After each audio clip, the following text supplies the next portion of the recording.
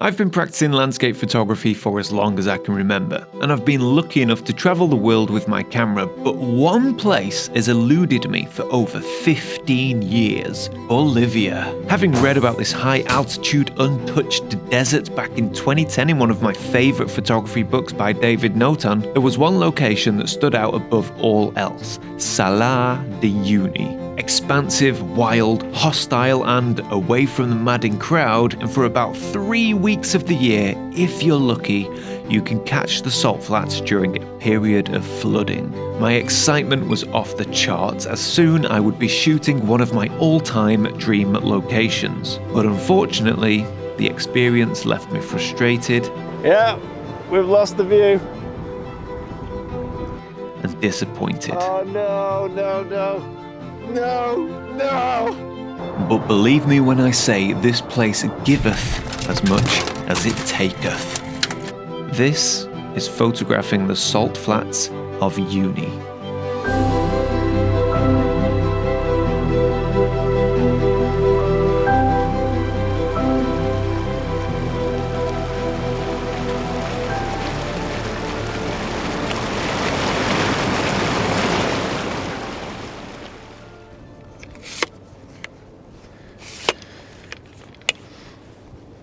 Now, what's important to understand here is that most people would not have left disappointed. It's kind of a photography thing. And to be honest, most photographers would not have left disappointed, but you see, I have a bit of a pessimistic outlook on life. This is something I'm trying to work on and get better at, but after 15 years of building up anticipation and expectation of this location, well, it didn't take much to derail me. However, with that being said, we actually got off to a fantastic start. Well, good morning, everybody, and welcome to the unbelievable Salar de Uyuni in Bolivia. So this place is incredible. It's the world's largest salt flats, and we're at very high altitude here, about 3,500 meters. And for a few weeks of the year, these salt flats actually flood, and you get about 6 inches of water, which we are currently standing in now. And it makes for some unbelievable photography. So right now we are about 20 minutes from sunrise. And when that sun comes up, because we're so close to the equator, it's all going to happen very quickly. It's such a vast expanse of space. There's not that many photographic opportunities. It's just using a long lens and picking out a few features in the distant landscape. It makes for beautifully minimalist photography. Oh, it's such a surreal experience being here. It's cold as well. So this is it, my first composition. Actually, no, that's not true because I shot yesterday at sunset but didn't film it. But we'll get onto that in a minute. But for now, I'm manually focusing my camera because in low light with such little contrast to latch onto, autofocus can be hit or miss. And I find manually focusing so much more reliable. So the sun is just starting to rise and I have my composition set up. I'm shooting with the X2D and a 90mm lens. And talk about minimalism. This is just beautiful. I'm shooting this line of mountains. I'm shooting a panoramic. And because the sun's coming up, it's offering so much variety in terms of shots. So if you take a shot 1 minute, then wait a couple more minutes, take another shot, so on and so forth, you get this transition from blue hour all the way through to that wonderful golden light of sunrise. And right now we're in that kind of intense magenta glow just before the sun breaks the horizon. And it's just beautiful. Like, it's such a unique location. But don't be fooled. We are not the only ones here. It is incredibly popular. And if you look around these salt flats, as far as the eye can see, you've got vehicles and people. Vehicles and people. This, ladies and gentlemen, is the first of 2 problems. Now I'm going to say this straight off the bat. I know that I am in a vehicle and I am other people. I am fully aware that I am contributing to the problem. And in fact, the people in the vehicles are not the problem. The problem is my expectations. You see, I've looked at images of these salt flats for years now, and they always convey an expansive space of solitude, peace, and quiet. But the reality is far from that. The reality is hundreds and hundreds of people and vehicles blocking 50% of the possible subjects and photographs that lay before you. And in my mind, I was not prepared for this. Now, fortunately, on this morning, I was lucky enough to get a beautiful subject with no people in front of it, but that would not be the case for the following 2 days. I would love to have this place to myself, but obviously that's not possible. It's gorgeous. I tell you, we'll grab this shot now because it's looking beautiful. Absolutely, like completely surreal. It's fantastic. Now, this morning's photo shoot went okay, and I'm quite pleased with this image apart from the debris floating on the surface of the water, but that's just me being picky. But this morning was nothing compared to yesterday evening. Which, of course, I didn't film because I was jet-lagged, tired, altitude sickness, we'd just arrived, and it was more of a recce. But it just so happened that the light and conditions were incredible. Thankfully, on this trip, I'm not alone. I'm with another group of photographers, some of whom did shoot a little bit of footage on that morning. Thank you, Mr. Greg Snell. I owe you a beer. Fuego. Oh, gross. Ah. Oh, but the light was to die for, and best of all, we had flamingos. Flamingos flying across the scene, giving us some of the best photographic opportunities I could have wished for. And there's me in the bottom left corner, shooting arguably one of the best photographs from the trip, and not filming it for YouTube. I call this the YouTube photographer's curse.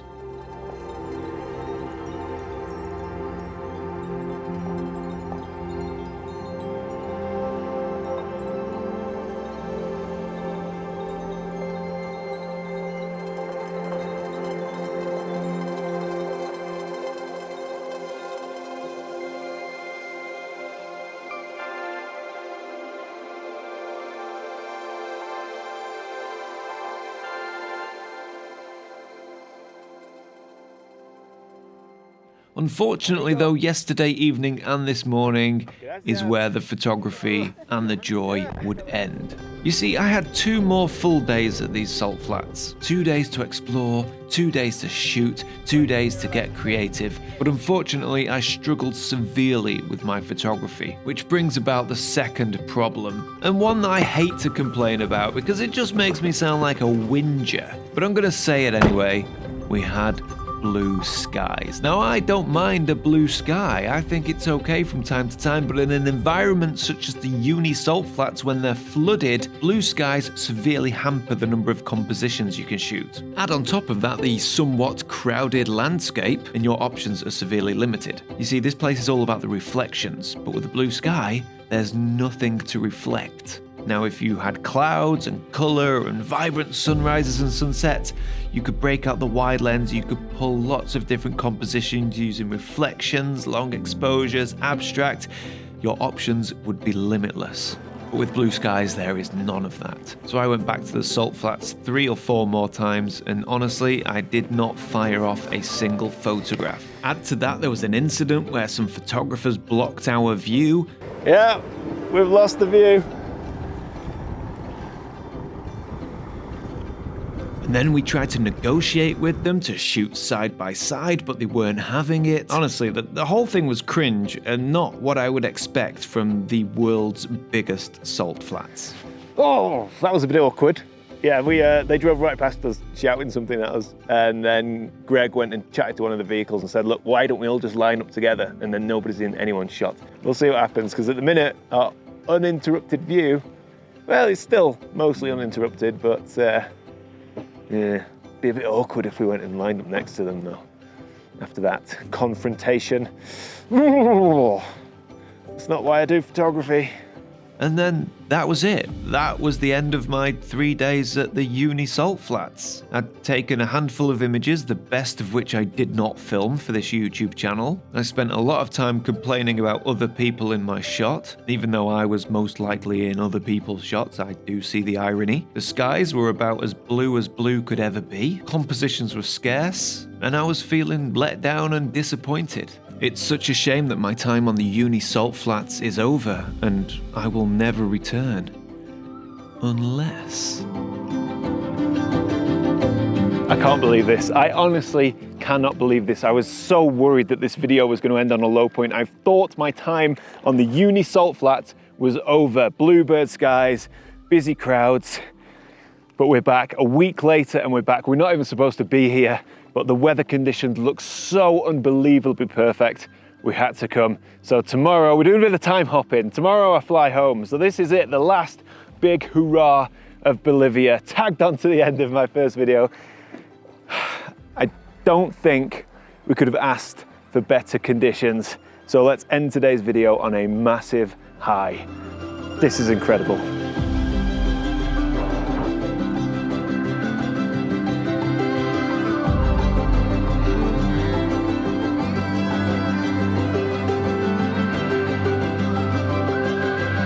So what a difference a week can make. Not only do we have perfect conditions, but fingers crossed, touch rubber and metal, there's no one else here. Like, my biggest stress last week was that there was just cars coming and coming and coming. It was impossible to find that nice piece of landscape to photograph, coupled with the blue skies. But obviously that was just a bad day because, well, this is a good day. And you know what I mean? Asked me last week, would you recommend coming here? I'd have possibly questioned it. Ask me today, book your tickets, flipping heck.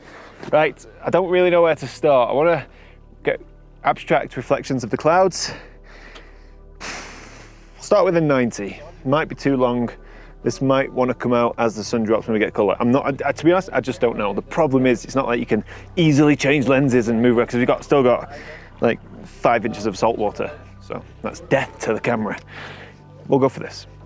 So my suspicion is that the images are just going to get better and better and better as the day goes on. But we'll see. Flamingos, guys! Flamingos! Mingos! Oh, wow. Whoa, whoa, whoa, they're coming this way! Right overhead.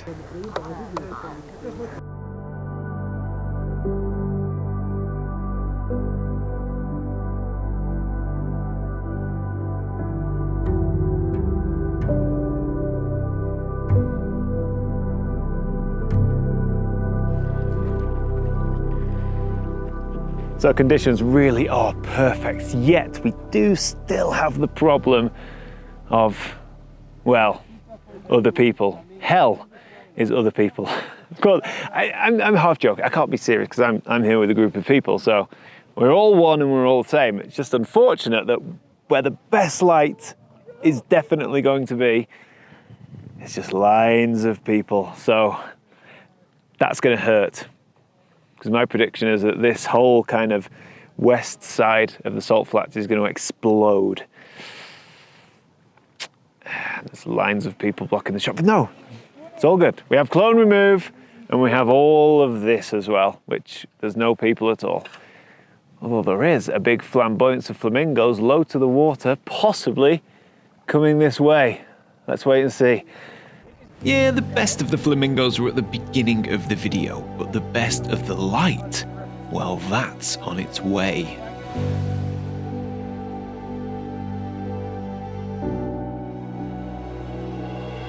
So the sun is just beginning to set, drop below the horizon. The light right now is phenomenal. The best shot is in this direction. Unfortunately, we have another group, but that's fine because that other group are between the mountains, which is going to make them very easy to clone out. So not too much of a problem. They're also incredibly small in frame. This is a super minimalist shot where actually most of the interest of the frame is the cloud and the color. So we'll get this now because we're probably reaching peak light.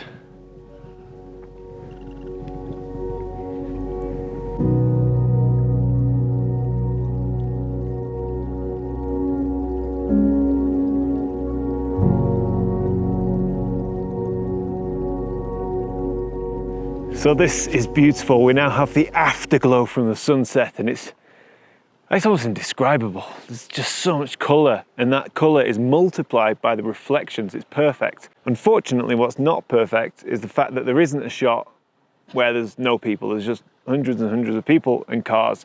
So I am going to go in and I'm going to clone out each and every one. And I always feel like I want to be honest about that because I could present this perfect mirrored reflection with the most unbelievable colour. And that is all true. But I think it's important to know that I've cloned out a lot of people to get that image. But I don't mind. It still doesn't take away from the experience. Well, it does a little bit, but I'm still quite happy. So we'll get this shot. 90 mil, square 1-to-1 composition. We've got a look at this, right? So we've got a vehicle coming in just behind us. You'll see here. Wait for it. Wait for it. There he comes. In that vehicle is Greg, because I don't know how he's crashed his drone. How do you crash your drone here? There's nothing to crash into.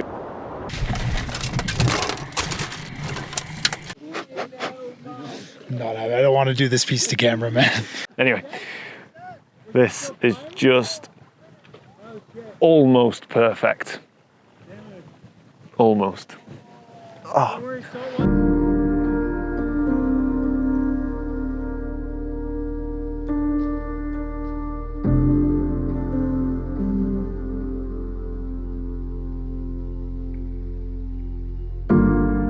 All right.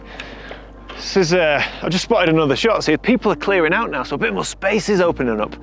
And the moon is rising, setting. I don't know, the moon is in the sky. And it's just a slither of a moon. However, I'll just go in and get my perfect focus. It's a very abstract shot. In fact, we've got a car moving below it. Oh, I think there's no, did that work? All right, we're in a bit of a bind because everyone's leaving now, so we've got cars driving across the salt flats, and so that means we've got headlights in the shot, which is not good. But look at this. So there's my shot, and you can see car there. As soon as we focus, car's leaving my frame. See that car? As soon as that car's gone, we've got more cars coming. However, there's a window where there's no cars. Take the shot, 2-second timer.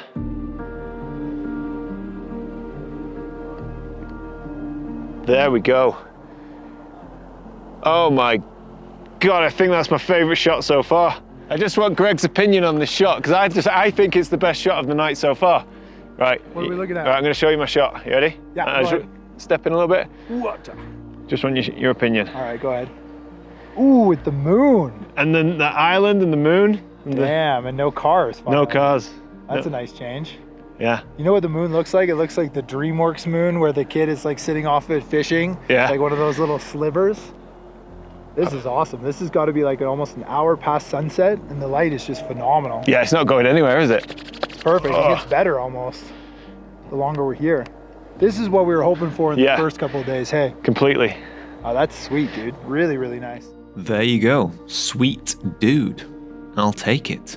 Ladies and gentlemen, my favourite shot from the Uyuni Salt Flats. Maybe I quite like the flamingos as well.